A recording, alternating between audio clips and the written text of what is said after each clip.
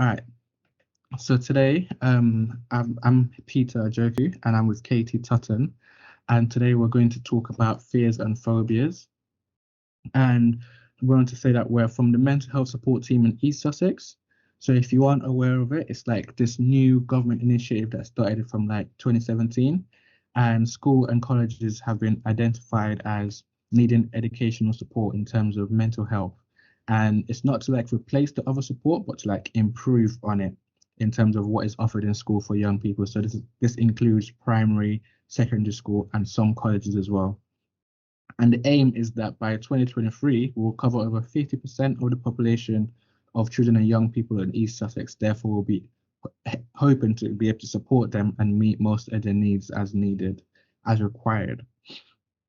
So what is it that we actually do when we're in those schools is we do one-to-one interventions, and it's like low intensity cognitive behavioral like approaches. And we focus on things such as low mood, anxiety, phobias, healthy eating, worry, and sleep hygiene.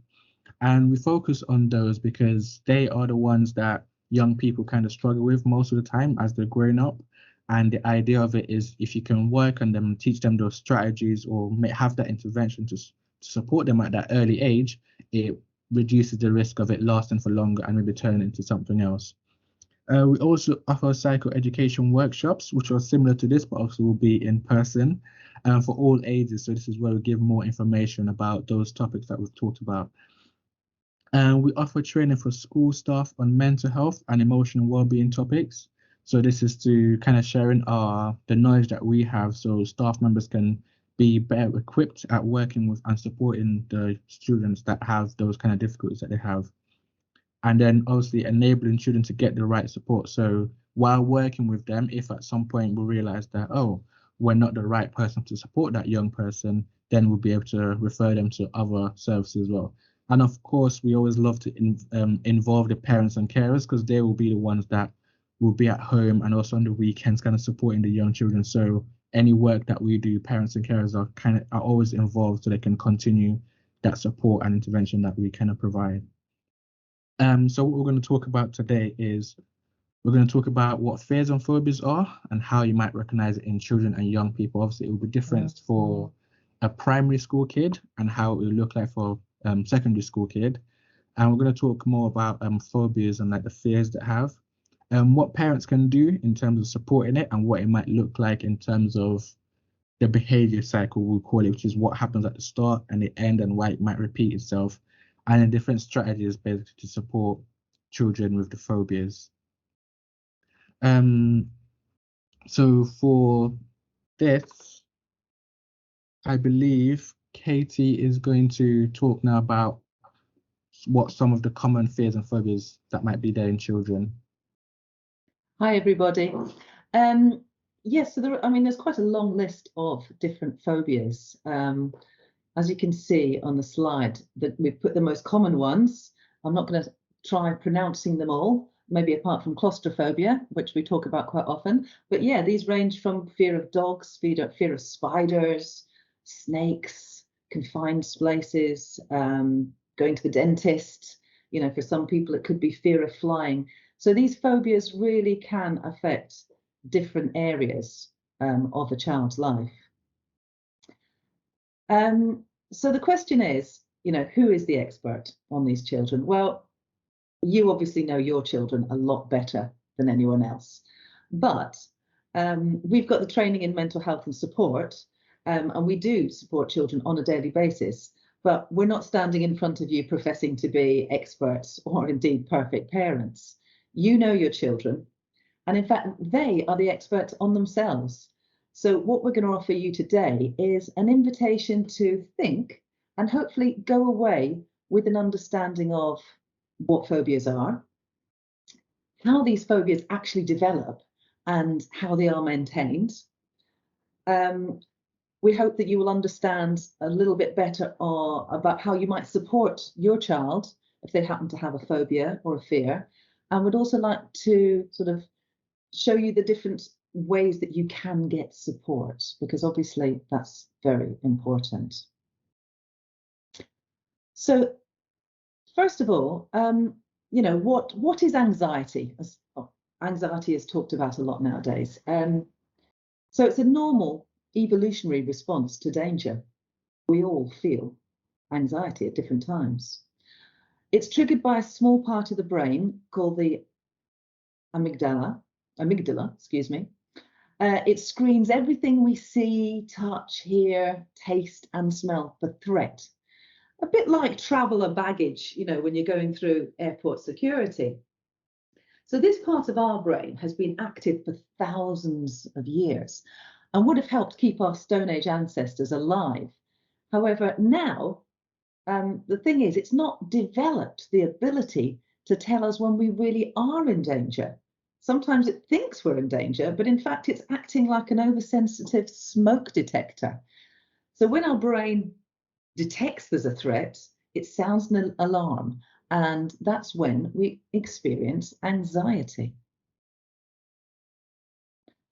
So before we move on to thinking about what fears and phobias are, let's spend a few minutes thinking about the emotions that they produce. So throughout this presentation, we'll be referring to this emotion as anxiety. So let's think about the different physical symptoms that anxiety produces. You know, there's a whole range. I mean, our hearts can start beating faster. We can also get sort of a shortness of breath. We can get upset stomachs, start sweating, difficulties concentrating, nausea, and then also quite a few children talk about feeling trembly or shaking. So we're all individuals, and some people will experience many of these different physical symptoms, and others just one or two. And in fact, some people may even experience symptoms that are not included in our list. Interestingly, anxiety produces the same physical responses in our body as excitement. And the only difference between the two labels is the thought that we have about the situation we're in. Both basically produce physical sensations that can feel unpleasant, and it can be quite tricky for children to tell the difference, especially if there is a mixture of thoughts going on. So, what do children call anxiety? Well, in order to help children overcome and be able to cope with these feelings, it is important that we understand when our children are telling us they feel anxious. As we've said, we're using the word anxiety today, but children often use other words. These could include feeling scared, feeling worried, feeling frightened, feeling afraid, talking about the physical symptoms sometimes, you know, by saying, I feel sick, or I've got butterflies in my stomach. So as you can see, we have to tune into the words that they use. Now, if we move on to anxiety responses, so when our brain senses a threat, it can respond in different ways. And these we use to describe as safety behaviours. So we often hear about fight or flight. Freeze too. The fourth one, flock, is perhaps a little less commonly talked about. So in the fight mode or fight response, people might feel angry. They might start shouting, they might become physical. They might want to, you know, hit walls, kick their door. When it comes to flight, well, this is basically trying to get away from the situation. I mean, it could be by simply leaving the situation, running away quickly from it, just backing away. Each of these responses is automatic, remember. So let's go on to freeze. Well, that would involve someone staying very still, not moving, perhaps not being able to speak even. And then flock, well, this might be where the children seek to be with other people who can reassure them or make them feel safe. So we don't have much control over these responses, And this is because the part of the brain that makes this happen sends messages more quickly than the rational part of our brain. So looking at this slide, you might recognize how you respond when you feel anxious, and you might recognize how your child responds. So these are all common behaviours, and in the next slide, Peter's going to explore when fear becomes a phobia. Thank you, Peter. So yeah, we've talked about anxiety and how like the different ways we can describe it and different feelings we have. And I guess the next part is talking about phobia. And phobia is this overwhelming and debilitating fear of an object, place, situation, feeling, or normal. And it kind of goes through this cycle in terms of we respond in a way that allows us to avoid the trigger in terms of avoiding what is making us scared, for example. So when we say triggers, the things that start the child feeling anxious, as you can see in the diagram on there. And then we confirm that fear by not giving enough time for our rational brain scan. So we have this automatic response that Katie's talked about in terms of the fight, the flight, the freeze, or the flock. And then it kind of results in us still feeling anxious because we haven't really sorted it out. We haven't really dealt with that feeling. We've just done the automatic response, either left the situation, froze, went to seek comfort. But next time that triggers to come again, we're supposed to feel that we'll feel that same anxiety. So this behavior kind of keeps us in a cycle. And it's hard to stop worrying because our brains are also wired to kind of prefer feeling good over the anxious feeling. So we'll always kind of pick that. And then what we know that parents and carers normally do, the adults kind of the world, kind of we naturally look for a way to improve the way the young person is feeling, how the child is feeling.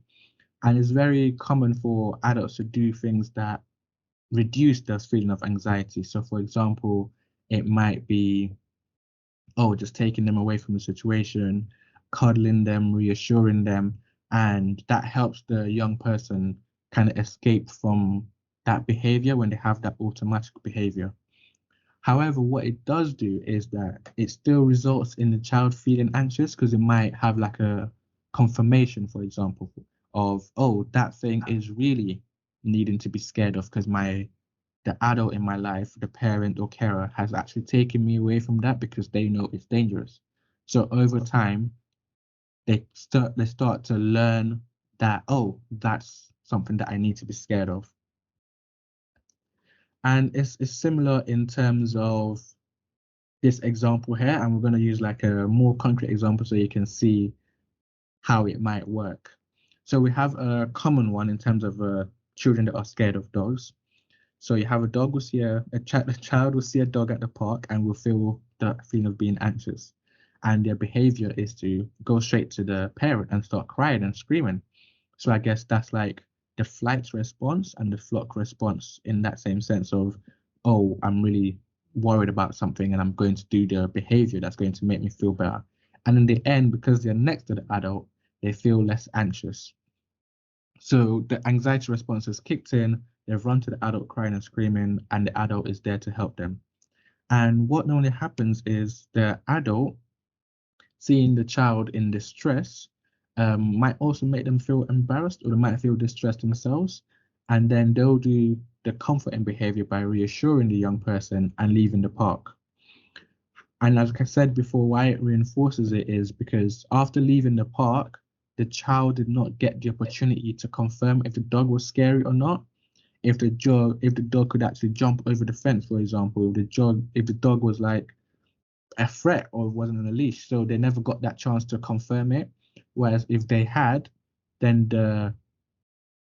and what's it called, the anxiety response or the behavior response of crying, screaming, and running to the adult might not be needed, and the child will learn that over time.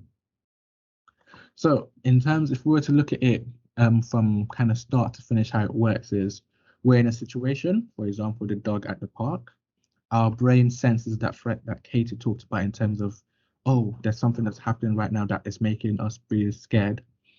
We enter into the response, the automatic behavior response, where we either fight it, we freeze, with flight, which is to run away, or we go towards others for support, and then we feel better. Phew, it's over now. I don't have to deal with that threat anymore that our brain was talking about. But however, what we're talking about is every time we go back to the park and we see another dog, the whole cycle begins again. And over time, this cycle keeps repeating itself. Every time you see a dog, every time you see a dog, eventually you develop the phobia of being scared of that dog. So in time, this parent can sometimes make it harder for us to kind of explain what we're really scared of, because while we might have an initial fear of the dog, for example, we might start relating it to other objects or the place or the feeling. So, for example, the young person might start becoming scared of parks. They might start becoming scared of gardens, of like front gardens, because they think, oh, dogs are usually over there. They might be scared to go to other family members' house if they have a dog. They might be scared to go to school trips if they feel like, oh, we're going to the zoo and there might be a dog there, for example. So those anxious responses, while originally started with the dog, will start transferring to other situations and other feelings as well. And I guess knowing that, it's kind of important to know how to support a child, because it can be quite difficult in terms of it's a cycle that keeps continuing. So it's the idea of like, oh, a car is stuck in the mud, but it's important to like see how to get it unstuck, for example. And there are many reasons why adults respond in the way they do to a child in distress. And the aim of highlighting is not to bring shame or guilt, because parents are there to kind of support their children and to make them feel better.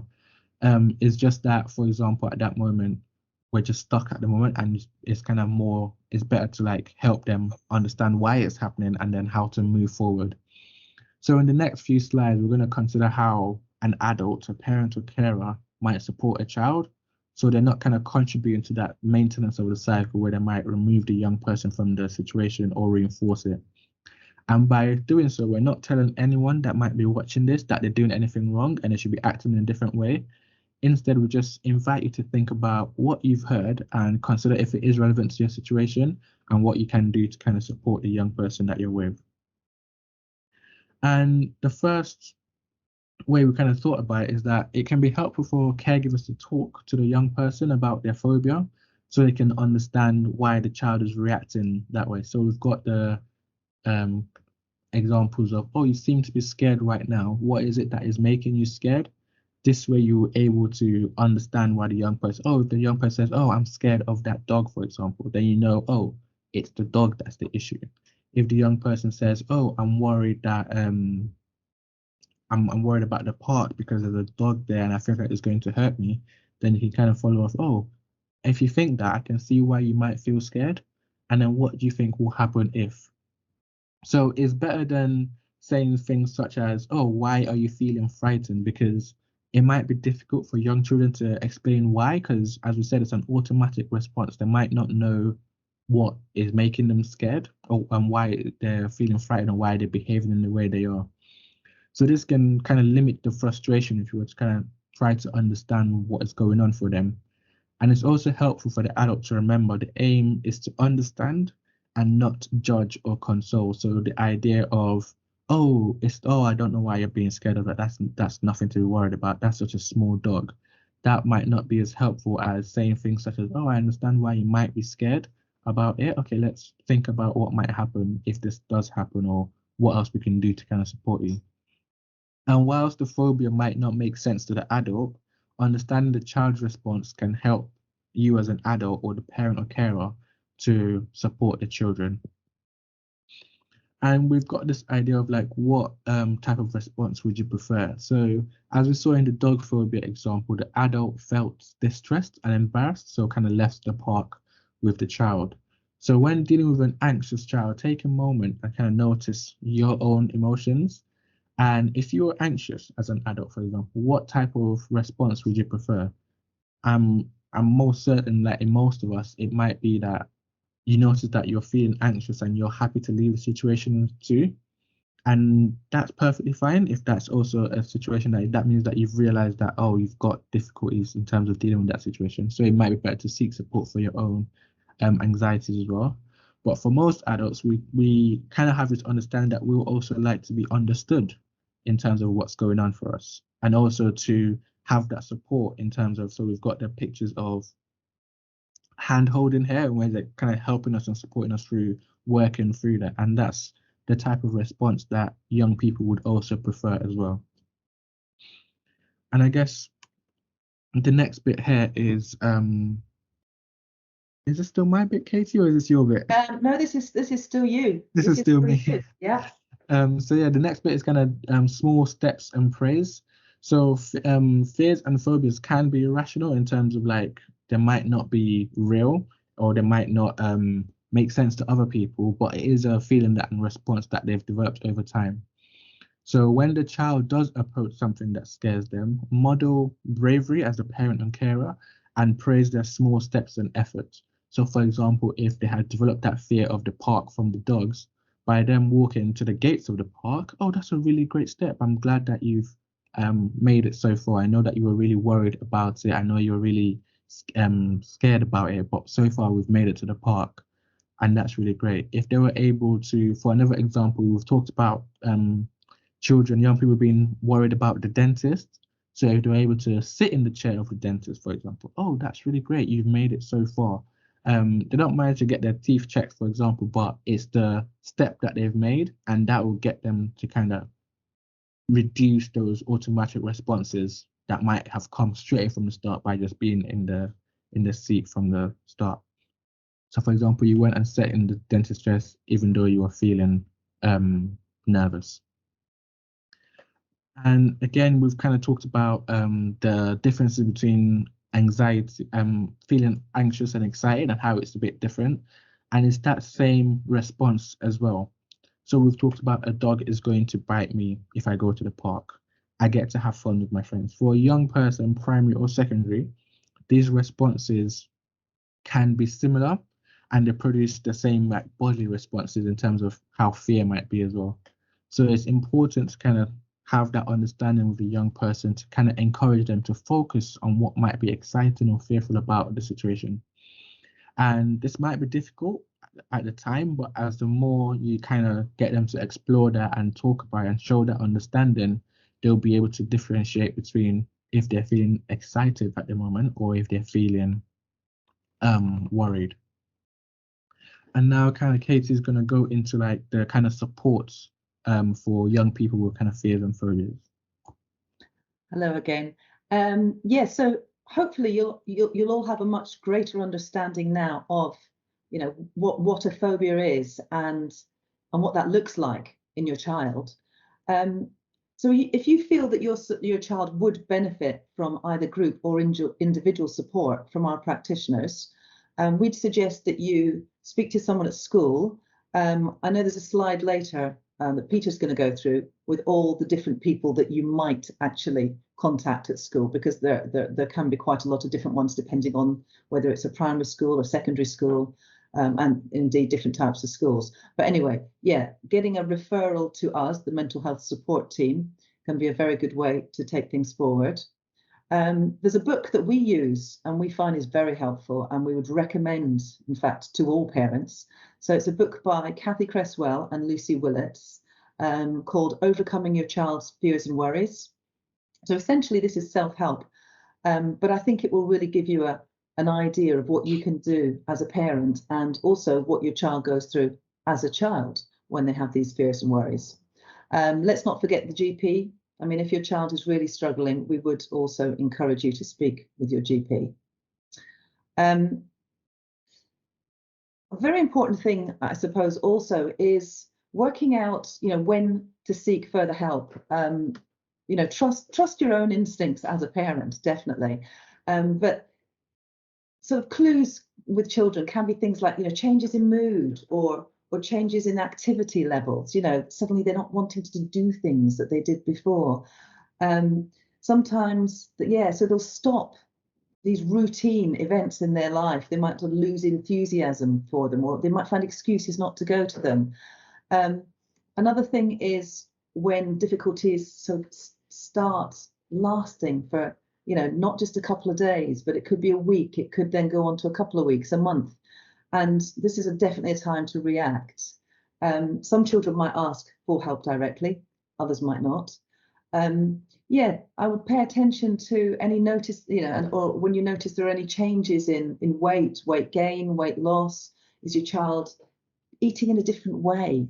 Have they developed new habits of eating? This can be another time to look for help. Self-harm or harming others. Again, this could suggest that help is definitely needed. So yeah, there's going to be a list of other places that we would recommend that you seek help. And then any thoughts, including suicide or not wanting to be around anymore. So there's a whole list of sort of pointers to look for in children. And, as parents, again, trust your instincts and you'll be picking up on these signs. And, it's a good time to react. So as a team, we help with mild to moderate difficulties. So first of all, the children that we work with have to want to get support. This is really important given the type of work that we do. We need a child in front of us who wants to speak, first of all, and who recognizes they have a problem, because sometimes it's might be a parent who feels their child has a problem, but actually the child doesn't feel that at all. So we would suggest that, make sure your child is keen to have support. So we said we deal with mild to moderate. So mild is where the symptoms, they have a small but a meaningful impact on their daily life. When it comes to moderate, we're now talking about multiple systems, and in different ways that these make the life much more difficult than usual for the child. A severe mental health problem is when a person has many symptoms that can make their daily life extremely difficult. And anything severe requires more specialist help than our team can give you. So where can you get help apart from us? Well, there are a number of organisations. We've talked about CAMS. There is one single point of access in East Sussex, and they will direct you, or they will direct your referral to the organisation that would best suit the needs of your child. Organisation called Time to Talk, Heads Together. IROC deals with children from 14 to 25. So this is a self-referral service, and they have offices in Newhaven, Eastbourne, and Hastings. So here are also some other organisations. You'll see there we've got eMotion Online Counselling. So they help children between 12 to 18. Young Minds, so down at the bottom there's a text line the kids can use themselves, or there's also a parent helpline, and you have the number there. We've mentioned SPOA. There's a bereavement support service called Dragonflies that deals with all ages, and they're based in Hastings, rather at Eastbourne. And then the last one is a Hastings only service called Eggtooth, and they give therapeutic support of different types. Okay, so I'm going to hand over to Peter, who's now going to tell you about the different sort of people, the contacts in schools who you would be able to get in contact with if you felt your child needed help. Yeah, so we've talked about like external services in terms of what your local neighbourhood might offer in terms of East Sussex. But the one main thing as well is that children, in terms of like young children, primary and secondary, spend a lot of time at school. So schools and knowing who you can support, who you can go to get support with in school is actually quite important as well. And I guess it's just the idea of it's better to kind of talk about the school, because the schools, your kids spend a lot of time at school, and the teachers might be able to also support and say, oh, I've noticed that as well, and then build a bigger picture in terms of what is needed for the young person as well. And the idea is that if we hopefully just keep working on it, then the tricky stuff don't become bigger, like we talked about, where it might be an initial fear and it becomes a whole phobia, or there might be different issues. So one way we can do this is to show others that we're kind of growing and learning by telling others that we're okay and kind of talking more with the school. And so for young people in schools, they'll normally have a form tutor or mentor who they can talk to. And a form tutor will be like kind of like the first point of call in terms of oh, my child is talking about needing extra support in terms of this or that or whatever it might be. And from then they will normally take that information and refer it to the pastoral team. And the pastoral team will be the team that will be the ones to like kind of support the children in getting the correct intervention that the schools offer. And if needs be, there will be most of the time they'll contact you to let you know what is available and what they can do. There are also other teachers. So the young person, by asking the child in terms of the primary or secondary school child, oh, which teacher do you think would be best? They should have an idea as well. So it could be a teacher they feel more comfortable with talking about what is going on at the moment for them. And also there might be a house system or head of year in each school as well. So those are the people that will help, kind of like the whole pastoral team. And they're the ones that are well placed in terms of offering those interventions and also signposting as well. And also with that is lots of services work within schools. So we're new service in terms of EMHPs. You've also got ELSAs, you've also got school counselors, you've also got school therapists, and any other outside service that work in there. So there's lots of different opportunities there. And there might be some times when you need extra support from people who do not work in schools. And that's when you might need stuff like Childline or Young Minds. And the school is also well suited in terms of supporting you, making those referrals and accessing those extra support that you might need.